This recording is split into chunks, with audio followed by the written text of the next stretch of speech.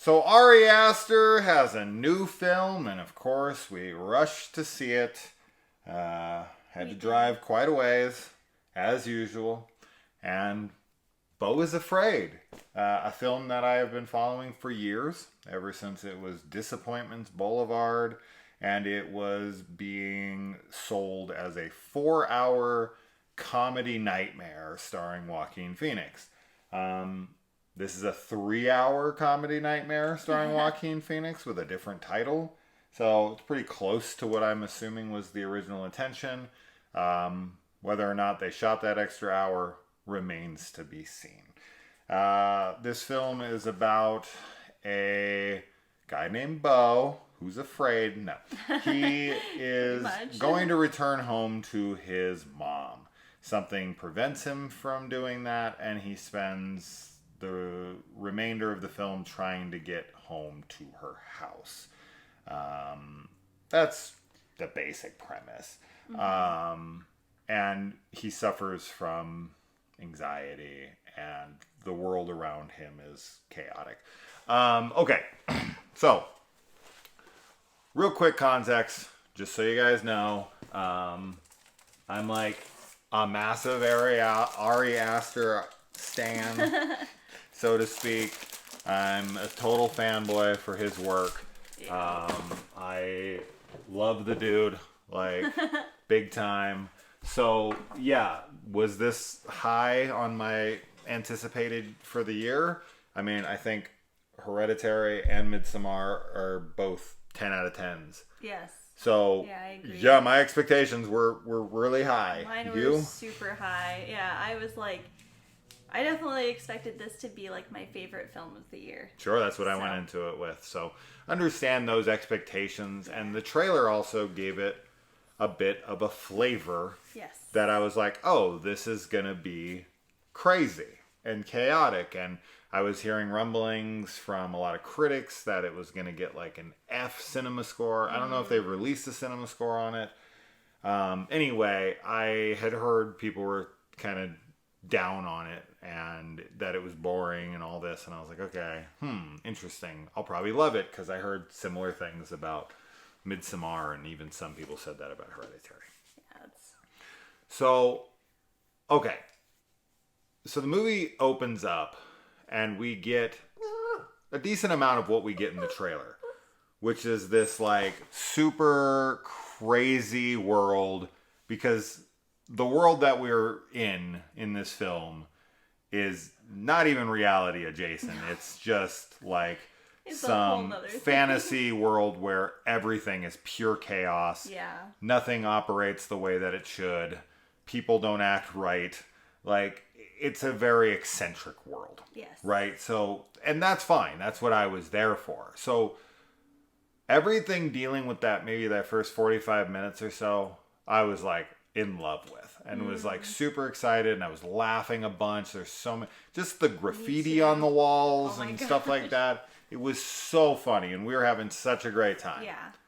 Then somebody gets hit by a car, and from that moment on, the rest of the film, save for a couple scenes, just really dragged, and it just completely shifted gears, became super slow.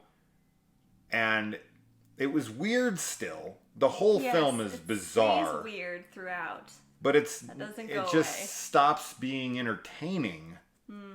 And it becomes more self-indulgent.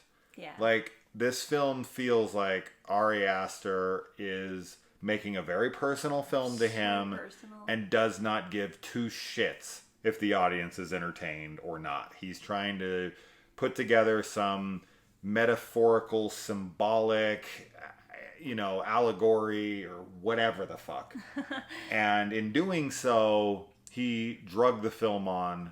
This film could have been bare minimum an hour shorter. Because I can go through so many scenes, probably 2 hours of the film, that I could do without. that I was kind of like, the acting is great, and, Yeah, the and acting is the wonderful. camera work is beautiful. The film looks Yes. incredible. Yeah. But fuck, it's boring a lot of the times. And this is the longest 3-hour movie I've sat through in a while. It is. Yeah. And I mean, I'm with you. Like, we talked in the car ride home about everything, but like the opening I was very into and thought it was so funny and really loved all of that. And then just things like I lost a lot of my interest. There is some set design that happens later on in the film that I really love. Some of the stuff that's in the trailer with the like paper world, those scenes I really enjoyed. Visually. Yeah. I don't know what a lot of things mean. It's weird because it's like, I feel like things are very open for interpretation on some level, but I also feel like everything is about this one main thing as well. Sure. So it's kind of an odd movie in that sense. But yeah, it felt far too long, and that's a shame because I like, watching longer movies and getting time to be with the characters and with the story and in that universe. And when I feel like a movie's like going on too long, it feels like a failure in a sense, because Sure. I think you should be getting so wrapped up and invested in the film that you don't even like register time passing. Like, that's my favorite viewing experience, when it's like, Absolutely. you're just so in the moment of the movie. And that was not the case for this. Like, I think at one point you were like, we reached the halfway point. Oh my God. And that point felt like it was nearing the end of the film. What's really bizarre about that is like the first 45 minutes fly by because they're so entertaining. And then the next 45 minutes felt like the next 2 hours. Yeah. And so like when I went to look at my clock, because I was just like, we got to be nearing the end. And I feel like this is kind of a disappointment because ever since that scene, the last 2+ hours has been really kind of just not all that interesting. And I looked and I'm like, it's only been 45 minutes since that scene? What? There's another half of this film? And part of me was like, well, that gives it time to pull itself back together. Right. And deliver a bunch of really entertaining stuff. And while there are cool things sprinkled in, and this isn't a weird film that I didn't understand. Like, I feel like I got most of it. Like, there are things in it that I'm still like, like you said, the paper houses and the like, there's a fantasy journey that a character, Beau, goes through when he hits this forest area. And he watches like a play, and this play plays out, and it's only 10 minutes long.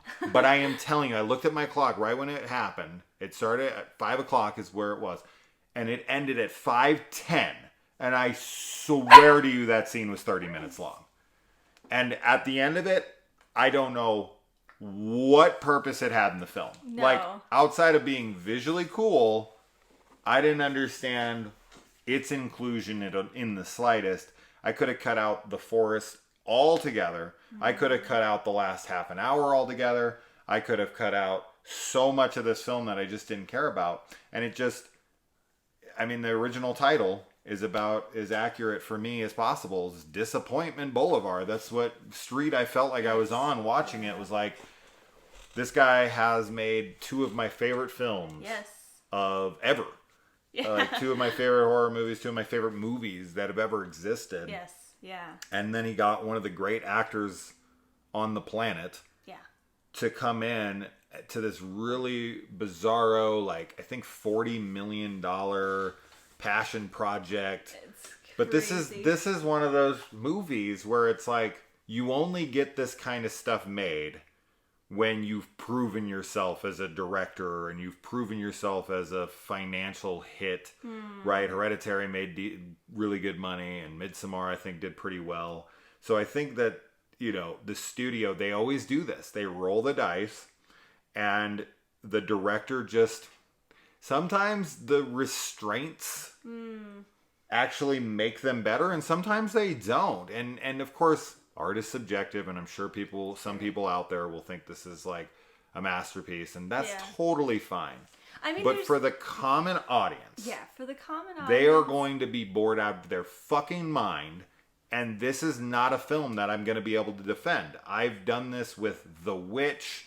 I've done this with a ton of films from A24 specifically. Yeah. You know, I've heard this about Midsommar. I've heard this about Hereditary. I've heard this about The Witch. I've heard this about, you know, It Follows. I've heard this about a lot of movies. Babadook, perfect example. I fucking love all those films. And when people are like, they're boring, I'm always like, you just didn't get it, or you weren't paying attention, or whatever. And I always kind of feel like a dick saying that, but I'm always like on the defensive side of that because I think they're great. With this one, when people tell me I was bored, I am not going to argue with them for 1 second. Yeah. I don't know how you could be bored with the first 45 minutes, though. No, the first 45 minutes are awesome. And I don't think there's any, like, you know, there's clear craftsmanship in this. Like, Absolutely. It's a beautiful film. And even, like, we didn't talk about it, but the sound design, I actually really liked the sound design. I think that was, you know, well done. And all of it, like, you know, it's a work of art in that sense, for sure. I don't hate the movie. No, to make I don't that hate clear. it either. And we said in the beginning, like, our expectations were both very high for this film. So that's definitely part of why we're disappointed so much. Yeah.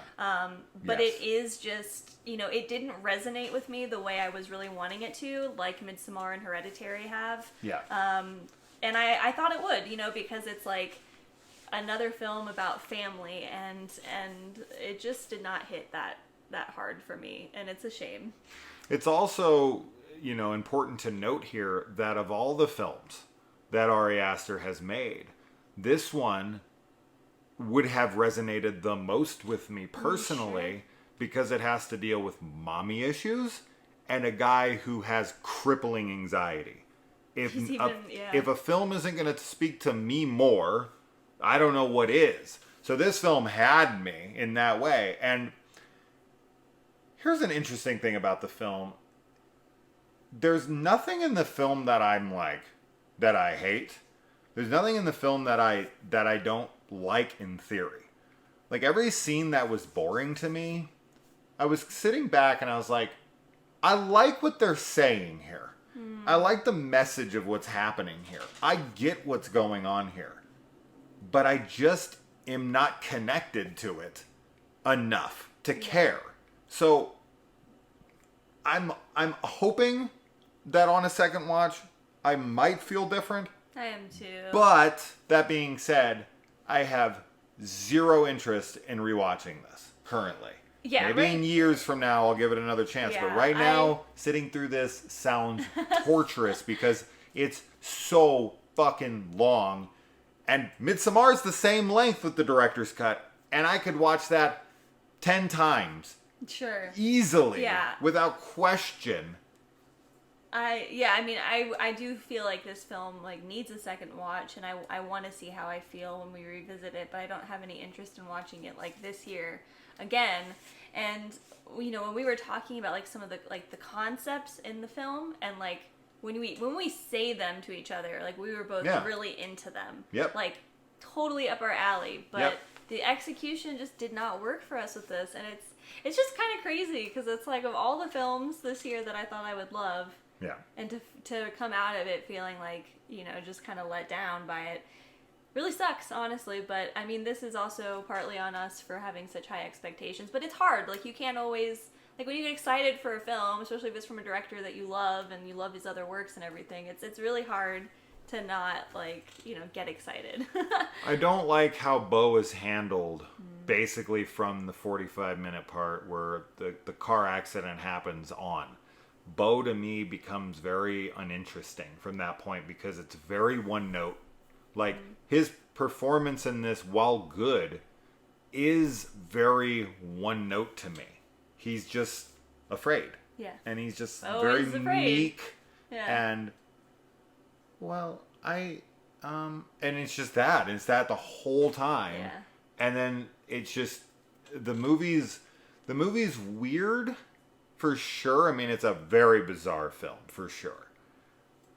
But, like, that first scene that we keep talking about where he's at his apartment, all the stuff with his apartment was hilarious, super entertaining. It felt like a nightmare. I loved it. Yeah, me too. And I was like, oh, critics don't know what they're talking about. Yeah. Boring? How could anybody think this is boring? But like, and the film state, because that's bizarre, right? Like, that stuff is bizarre and weird. It's also entertaining and chaotic. And then the movie continues to stay weird, but it loses, and I told Kaylee this in the car, my biggest gripe with the film by far is that it completely loses its comedy and its charm after the car accident. Yes. From that point on, there are a couple key moments that I thought were funny. Sure. Yeah. I kind of was like, oh, that was cute. But for the most part, I laughed probably 25 times in the first 45 minutes, and I probably laughed 2 to 3 times in the next 2 hours and 15 minutes. Yeah. So it lost all its comedy. Yeah. Right? And then I honestly, like, from every scene outside of the boat scene when he's a kid, which I liked, everything else I just could not connect to. It just kept being, it felt, a lot of the messaging felt heavy-handed. Yeah, that's what I was saying earlier. And as I had said, this is one of those projects where a director is being too self-indulgent and isn't caring about the audience anymore. And I was telling this to Kaylee in the car, like, people can say, like, oh, the director makes the movie for himself, and you don't need to make it for any audience or any of that shit. I call bullshit on that. I call bullshit on that because you are asking people for 3 hours of their time and their money.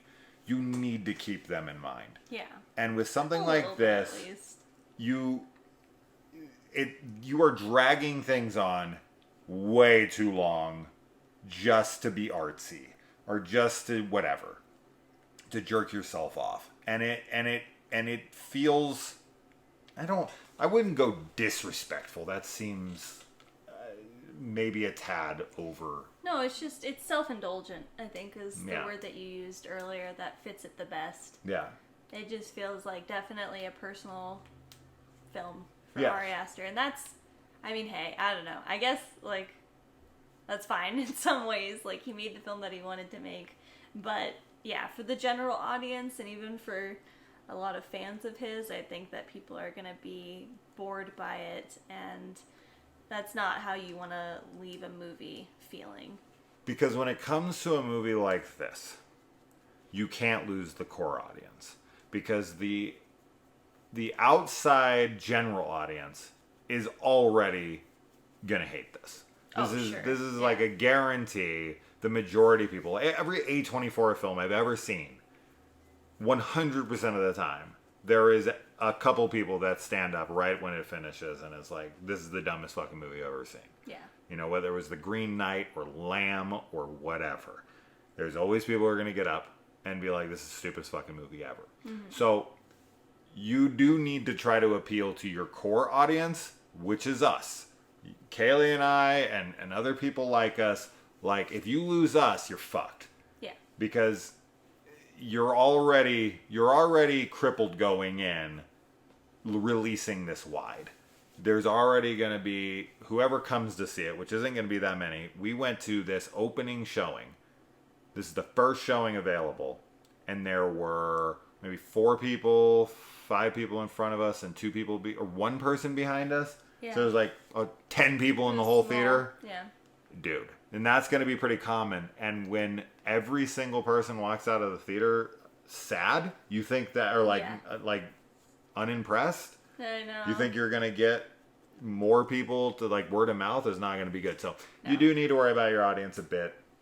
Yeah. And there are good things about the movie. I do like everything in theory, but the execution is so drawn out. Mm-hmm. So, like, you feel like you're watching a movie Ari Aster made for himself. And you're like, oh, okay. Like, do you want me to watch this? Am I supposed to be interested in some of this? Uh-huh. That's that. Yeah. It's a bizarre, boring movie that's at least an hour too long. And Yeah. I would have really loved to stick with the tone of the chaos Yes. of the first 45 minutes. We could have had a movie like that. You'd be getting a 10 out of 10. But right easily. now, I don't even know where I'd put this. I don't know. It ain't going to make my top 10. That's it ain't for going to sure. make my... I doubt it'll even make my top 20. Probably pretty much guaranteed. I'm beyond disappointed. I can't believe I'm even saying it. But we are seeing Evil Dead Rise tomorrow.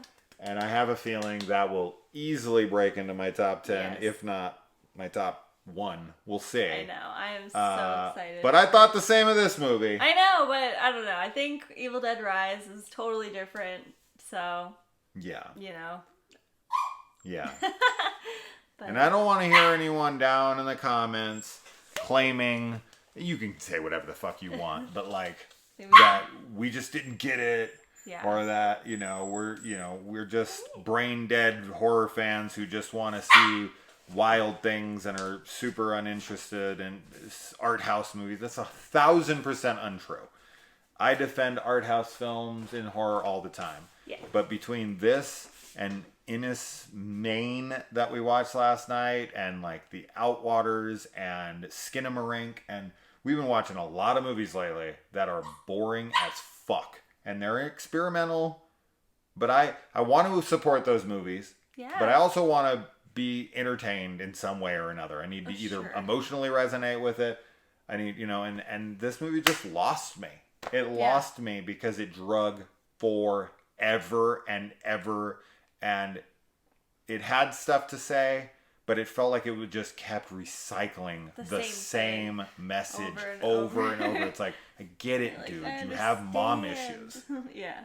Like, I don't need to do that for 3 hours. I got that in the first 10 minutes of the movie. Sure. Yeah. Easily. The opening freaking therapy session told me Everything pretty much everything that I learned throughout the rest of the movie. Yeah. Like, I didn't feel like actually a really fair point. Anything else where at the end I was like, oh, whoa, I would have saw it that way.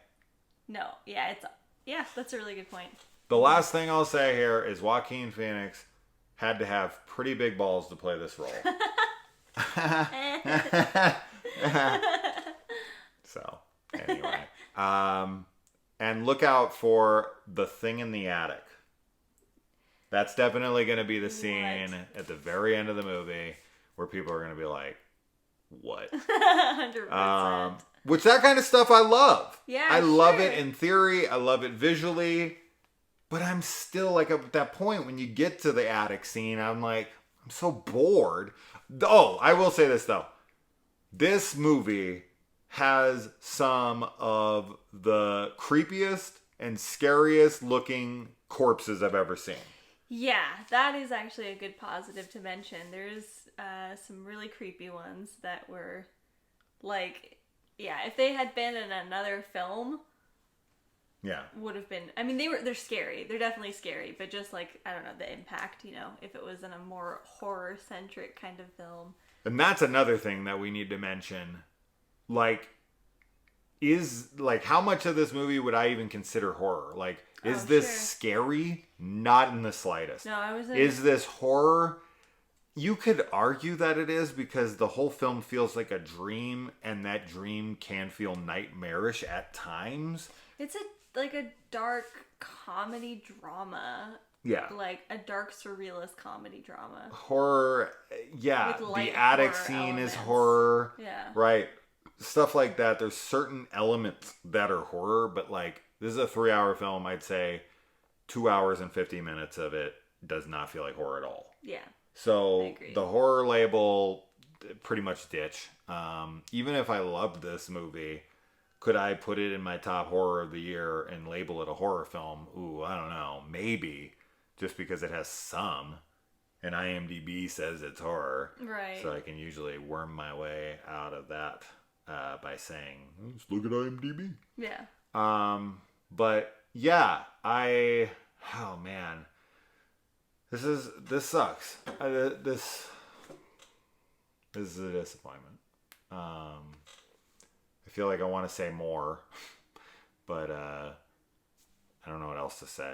It's not one to rush out to, unfortunately. I think that if you're somebody who likes really bizarro, slow-paced movies with, more symbolic metaphors versus something like a linear, traditional narrative, then yeah, maybe this is for you. Mm-hmm. But if you're someone who found like The Witch or, any A24 film boring before, avoid this like the plague. Yeah. You will hate this movie. Yeah, for people who don't like A24. Yeah. Yeah. There will be the fans. Sure. And there will be people that are like, you don't get this, and it'll have its cult following eventually. It feels like a very artistic swing from an ambitious director who got a blank check and did what he wanted with it. Yeah. And sometimes that can turn out wonderful. Cure for Wellness is an example for me. Gore Verbinski kind of got a blank check because of his success with Pirates of the Caribbean. Yeah. And I love that movie. Yeah. But this one, I don't hate it. I liked the movie. Yeah, it's but just fuck, it's we boring. wanted to love it. Yeah. Would I like it as much if Ari Aster didn't direct it and it was exactly the same film? I do feel like I'm giving it a couple more points because it's Ari and I want to defend him because I'm an Ari fanboy. But I don't hate the film. I'm just disappointed. Yeah. That's really what it comes down to. Pretty right? much. It's like your kids. I'm not mad, just disappointed. Yeah. So, have you guys seen it? What'd you think? Spoilers probably would take like 3 hours, as long as this film is. No, I don't know. There's so many things to like talk about and discuss and be like, what the fuck did this mean? Yeah. And really try to like dive into it. But at the end of the day, it's just he's got mom issues. I mean, there you go. That's all you need to know. Yeah, the underlying problem for sure. Yeah. But if you did see it, let us know. And if you aren't going to see it, are you going to go see Evil Dead Rise? Because you should. Even though I haven't seen it yet, I can pretty much guarantee it's an Evil Dead movie. It's going to be great. You got to go. It's got to be great. You got to go. You got to support it. Get a huge return on this movie so that they keep making Evil Dead. Yes. Because it's the best franchise. It's wonderful. It has 0 misses for me. It's true. 0. So it is the most consistent franchise in horror history currently. With the most entries. Because there's other franchises that have never missed for me either. But Evil Dead has 4 films, now 5. And a series. And a television series with 3 freaking seasons. Yeah. And it has some video games that I really enjoy. Comics. Everything they make with Evil Dead rules. Yeah. So, fingers crossed. Oh my God, yeah. I have very high hopes. We'll be tomorrow. Shocked if we don't like it. That would be crazy. I would be so bummed. But there's no way. I don't see that happening. No. So, tomorrow. Tomorrow, we're seeing it at 5:10. We'll probably have the review up by 8 o'clock. Yeah. Our time, Arizona time. Probably. So look forward to that. And let us know in the comments below if you saw this, if you're interested. If you disagree, agree, whatever. We'll see you there. All right, guys.